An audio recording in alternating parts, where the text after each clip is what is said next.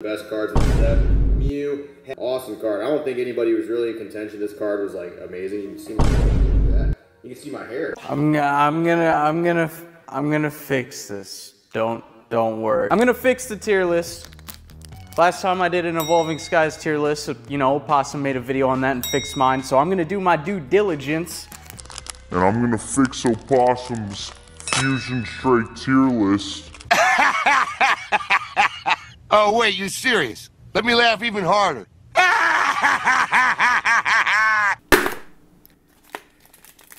Tier list time. What do I got today? Also reflective, you can see my face. Look at that. Pokemon relaxing time. It's a nice little mini bento. I might take this into lunch. All the other real men will be so jealous of this, they'll be crying. Hello, what's going on? We're back again today with another tier list of cards right here. We got a bunch of cards. What are we going to be going over today? We've got the base set of Scarlet and Violet. I'm sorry. I'd love to be opening the new set of Pokemon cards. I just don't have sponsors to let me open 1,000 packs for fucking free. I apologize for that. That's just the way it be. Today's toilet paper art is going to be Phanpy. Has nothing to do with Scarlet and Violet base set. I just wanted to draw it. There you go. It's like a little all cute. Kind of looks a little bit like tree trunks, but that's okay. Once again, this tier list itself did not exist. I had to function and craft it myself. It's going to be in the link in the description down below. If you absolutely hate my tier list, you absolutely hate what's going on here, hell, make your own. Post up, do your thing. You're tired of tier lists? I don't care what you want. I'm posting one up. There you go. Have fun either way. I've got 10 SARs to go through. We got SARs, excuse me, but I have them in Japanese. We got 9 loose. I've got 1 in a slab, so we're going to go over the slab first.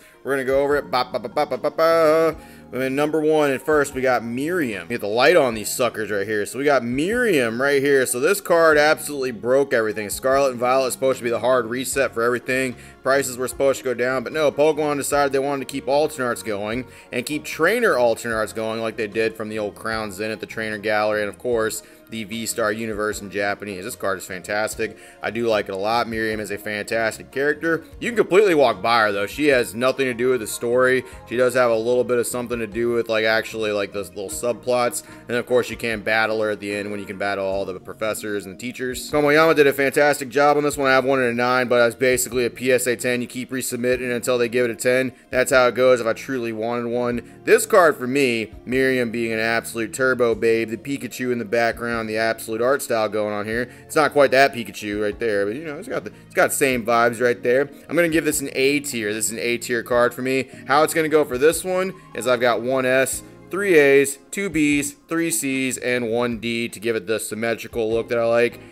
You're not limiting yourself to that if you make your own tier list, but that's what I'm going to do for the sake of using all tiers. Here we go. Miriam, A tier. Love you, babe. See you later. All right, now we got the Loosey Gooseys. What do we got up here first? Ooh, we got the Koraidon SAR. That's SAR in case for English. So right here, okay, hot take for me. I don't think this is truly that hot of a take. I think most people kind of have this sentiment. I like the ancient Paradox Pokemon a hell of a lot more than I like the future Paradox Pokemon. I love the ancient look to them. I love their primal, like it has more creativity in my personal opinion, as opposed to the, oh, let's make them robots. It's literally that SpongeBob episode. It's like future versus past, and like everything, just spray it in chrome. Just fucking that flower that popped up, spray it in chrome. There you go. That's literally what all the future Pokemon feel like to me. Koraidon, I do prefer over his counterpart Miraidon. I really do. The Dene in the foreground, Koraidon looking great in the jungle, looking like that. Not to mention Professor Sada is way better than Professor Tora.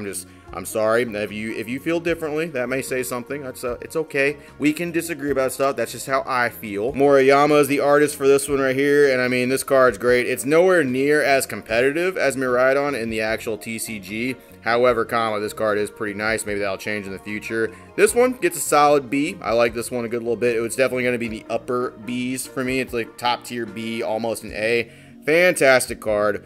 Love the actual future look. I love the ancient look. I'm already getting confused here. I love the ancient more than I love the future. I'm sorry. All right, what is next? Ooh, we got Penny. So I actually prefer the other Penny art over this one. Heck, even the Cassiopeia art that's coming out now. I think that one's gonna look a little bit. I like Penny. I like this character. Just Penny's not really doing much. I think this does say a little bit about like what happens after the events of Team Star, in my personal opinion. Maybe sitting in class alone, or maybe this is after the entire. I'm not really too sure. She didn't really show up in too many classes in the actual game. I remember her going to Hassel's art class, and I think I remember seeing her once in battle studies. I think that's really about it. Correct me if I'm wrong. Maybe she was in the history class too. I think I only remember seeing Nimona there though. This art, it is good. I do like little bits and pieces of it. It's just not my absolute favorite considering what kind of character Penny is. When it comes to trainers, I do like a little bit of what they're about, and this really doesn't showcase what Penny is really about, in my personal opinion. Okacheke is the one that actually drew this one. I'm sorry if I butchered your name. I really do apologize, but this art is great. None of these arts are bad. You're not going to really get a bad SAR, SIR from any of these sets, but once again, objectively ranking them, this would be in the C tier for me. It's just, there's better Penny arts, and I do think the Cassiopeia, if that gets an SAR or special illustration, I do think it'll outperform this one. Alright, what's next? Oh, we got Miraidon, the much more competitively viable card here that's going to actually be in decks. I actually am running a deck currently with Miraidon in it, as well as Regieleki. It's one of those ones you can pick up. It's the 3-level deck. I was picking that up and trying it out. Made some modifications to it. This one is nice. I will say Miraidon is one of my favorite ones of the future ones. Iron Valiant is my actual favorite for obvious reasons. I do like the Dashbone right there, just actually looking up at it, or excuse me, that's Fido. Fido, just looking up right there, going ham on it. Kantaro did the art for this one. This one's also going to be a solid B. The art is really, really good on this one. The competitive viability does help a little bit with that stuff as well. This deck's going to be being played for a little bit. It's already kind of getting outclassed by other ones, Gardevoir and things like that too. Nice Pokeball limp. The art's fantastic, I will say that. It's a good art. Solid B, but not quite as high as Koraidon, because I'm a bigger Koraidon fan. Alright, what's next? Ooh, Gardevoir. There we go right there. So this little story arc that they had going with the Ralts, Kirlia, and Gardevoir line, this was one of the things that was the first thing I think I saw for Scarlet and Violet base, and I knew the sets were going to be something special when they were making arts like that. I had no idea this actual card was going to be dominating the metas. I had no idea with that. The Gardevoir deck is still slapping. There's just people adding different things to it at this point. Just fucking improving it. It's basically the Pikarom deck right now. Everyone back in the day was using Pikachu Zekrom and making weird little tweaks and additions to it, but the deck was still running strong for like 2-3 years. This is essentially the equivalent of that, but it's got great art to go with it as well. Basically, Ralts growing up all the way through the old ages of its trainers, being a Gardevoir at the very end, of course. It's just nice little family stuff right there. There's Charmander art and stuff. It's a fantastic card. One of my favorites, actually, from the set. Easily. It's not my favorite card from the set, but Sasumo did a great job with this one. It's a good card. This is easily the highest tier A that I'm going to be giving. This would be my S tier, but there is one card I like a little bit more than that. Might be a shocker to some people. It might not be, but fantastic card. Beautiful card. Beautiful, beautiful card. I'm glad they're giving Gardevoir just as much love as Charizard. I mean, if we can suck off the lizard all fucking day, we can give Gardevoir just as many cards too. Alright, what's next? What's next? Ooh, we got Iron Treads. I do like Iron Treads. I do not like him as much as his counterpart though. I will say this actual nighttime setting in the desert where Homie is roaming, I believe this is going to be a reference to the actual Titan Pokemon that it is.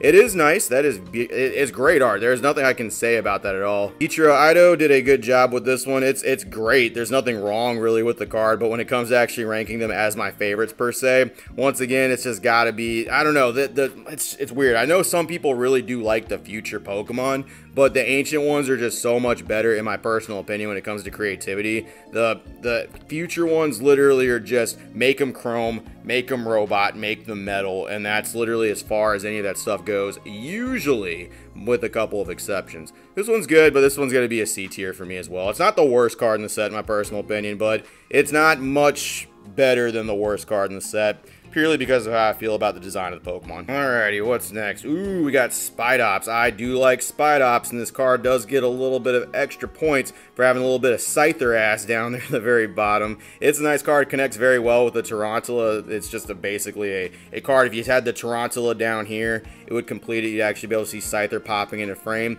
Spidops is a very weird looking Pokemon. It's very much like a Genesecti, like people are looking at and they're like, this is a Pokemon? Like, I get where people would look at Spidops and be like, that's a little bit weird. He's not that good. Not that good of a Pokemon in-game, not that good of a Pokemon competitively, not really that good of a card or anything like that. The art is great, though. I do like the actual great art they're doing with the SARs and the SIRs, giving a lot of underdog Pokemon a little bit of spotlight. Miki Tanaka did this one, and it is really great. There's nothing objectively wrong with any of the cards. I can't keep, like, I like a lot of the Scarlet and Violet cards. Ranking them out, though, this is going to be a C-tier card, but I mean, yeah, you get a little bit of Scyther, but that does get you some points. It sure does. Alrighty, what we got? What are these sleeves I got? Hey, those are cool.